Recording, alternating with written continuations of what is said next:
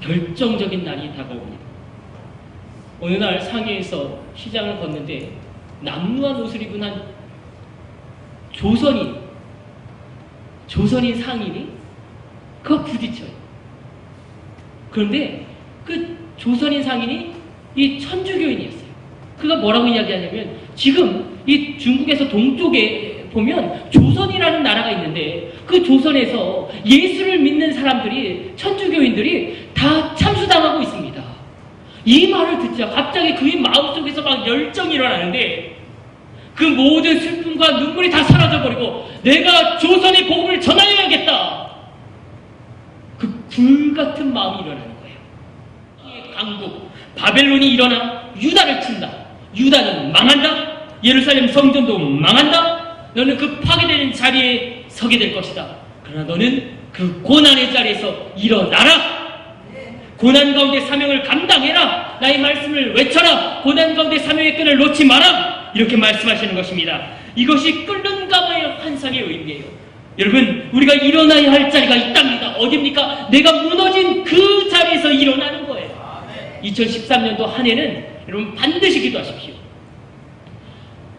하나님이 도와주시지 않고서는 할 수 없는 일, 그것을 기도하십시오. 내 능력으로는 절대 할 수 없는 일, 그것을 기도하십시오. 여러분, 어떤 기도의 제목을 포기하셨습니까?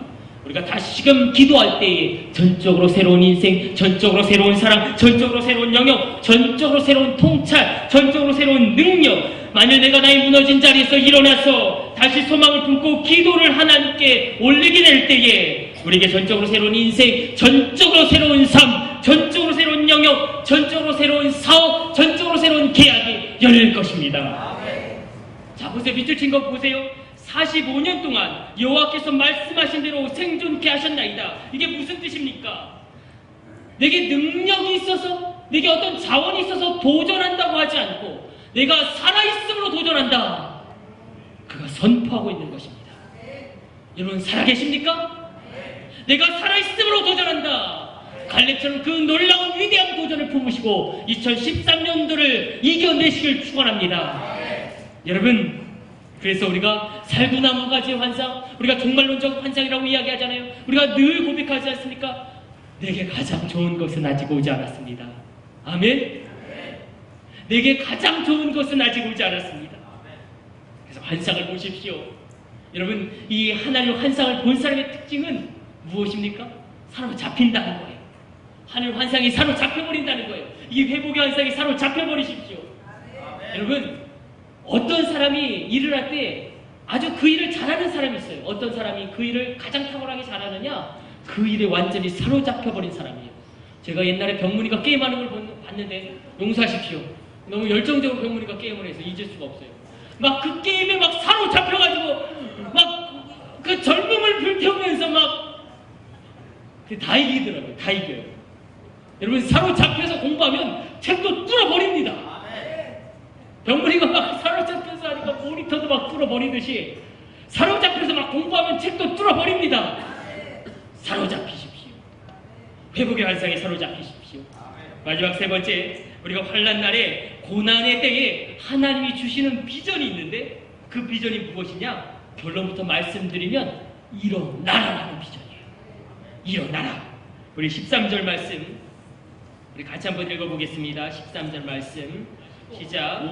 여호와의 말씀이 나만이 할 수 있는 일을 하셔서 영향력을 끼치시길 축원합니다. 여러분, 하나님 앞에 내가 얼마나 중요한 존재입니까? 하나님은 우리가 비범한 삶을 살도록 나를 통해서, 내게 있는 것을 통해서 하나님의 역사를 이루십니다. 그래서 제가 한번 일전에 말씀드렸죠. 이 존 비비어 목사님이 한국에 오셨는데 인터뷰를 하셨어요. 근데 기자가 묻습니다. 목사님, 한국에서는 성공은 돈을 많이 버는 겁니다. 성공이 무엇입니까? 그렇죠? 우리나라에서는 성공이 무엇입니까? 돈을 많이 버는 거죠. 그때 존 비비어 목사님이 역시 내공이 있어요. 이분이 이렇게 말씀하셨어요. 성공은 하나님이 나를 창조하신 그대로 내가 사용되어지는 것입니다. 하나님이 나를 창조하셨습니다. 그 창조하신 목적대로, 하나님이 원래 지으신 그 목적대로 살아가는 것, 거기에 가치가 있다는 거예요. 하나님이 창조하신 그대로 사용되어진다는 것, 이것이 무슨 뜻입니까? 하나님이 내게 주신 것, 그것으로 사는 거예요. 이때 하나님이 일하십니다. 하나님은 내게 있는 것을 통해서 역사를 이루십니다. 내 안에는 하나님 주신 능력으로 말미암아 세계를 변화시키고 이 땅을 흔들게 할 수 있는 그런 놀라운 가능성이 있습니다. 우리가 이것을 믿는 것입니다. 두 번째로, 우리가 환난 날이 있습니다. 고난의 때가 있습니다. 어려울 때가 있습니다. 그때 하나님이 주시는 비전이 있는데, 그 두 번째 비전이 무엇이냐면 회복입니다.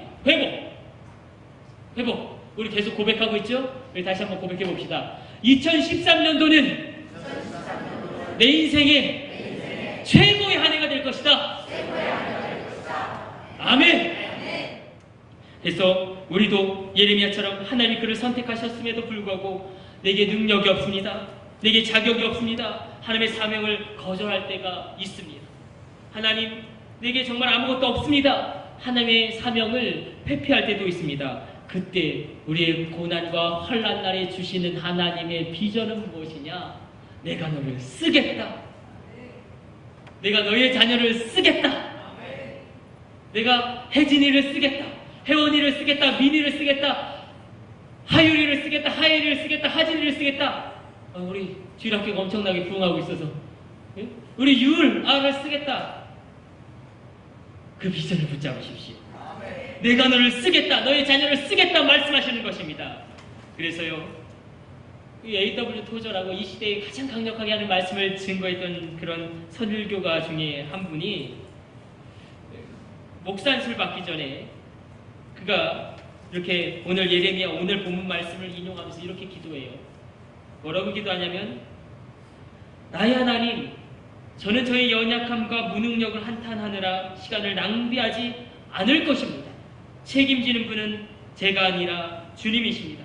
내가 너를 알았고 내가 너를 구별하였고 내가 너를 거룩하게 하였다고 말씀하셨으니 내가 누군가인데 주님과 논쟁을 벌이겠습니까?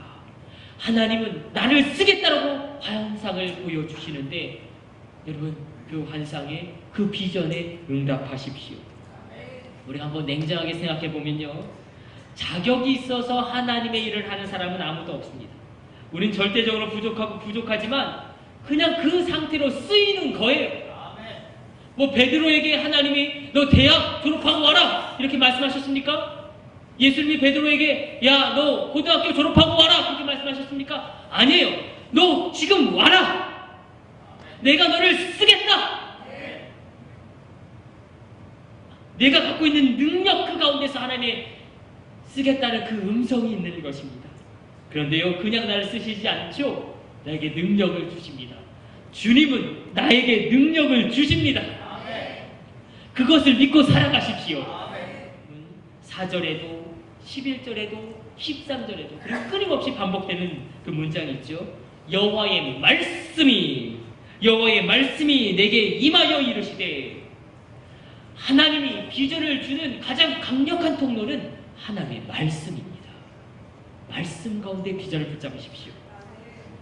하나님은 환난날에 비전을 주십니다. 환난날 고난의 때에 우리를 그냥 내버려 두시지 아니하시고 성령님으로 말미암아 우리에게 환상과 비전을 주시는데, 어떤 비전을 주는가? 오늘 예레미야서를 통해서 우리가 묵상해야 할 것입니다. 무엇보다도 먼저 환난날에 하나님이 우리에게 주시는 비전은 다른 것이 아니라 내가 너를 쓰겠다라는 비전이에요. 내가 너를 쓰겠다.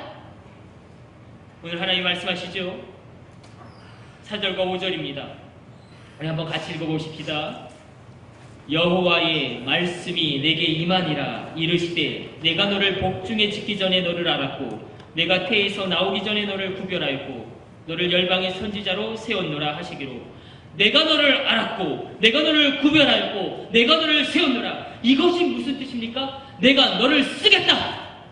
지금 쓰겠다. 이게 얼마나 강력한 하나님의 메시지입니까? 오늘 이 말씀이 나를 향한 하나님의 말씀인 줄로 믿으시기 바랍니다. 내가 능력이 있어서 쓰겠다는 게 아닙니다.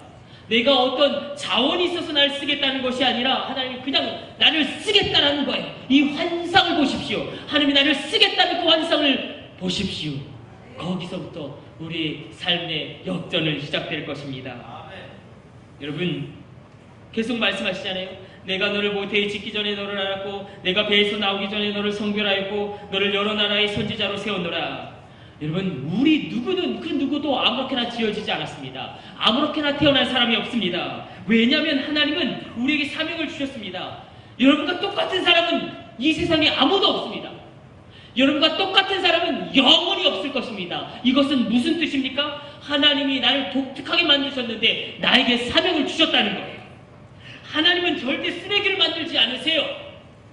여러분 자신을 미워하지 마십시오. 하나님은 절대로 사명 없이 어떤 비전 없이 어떤 인생도 이 땅 가운데 태어나는 것을 허락하지 않으시는 분이십니다.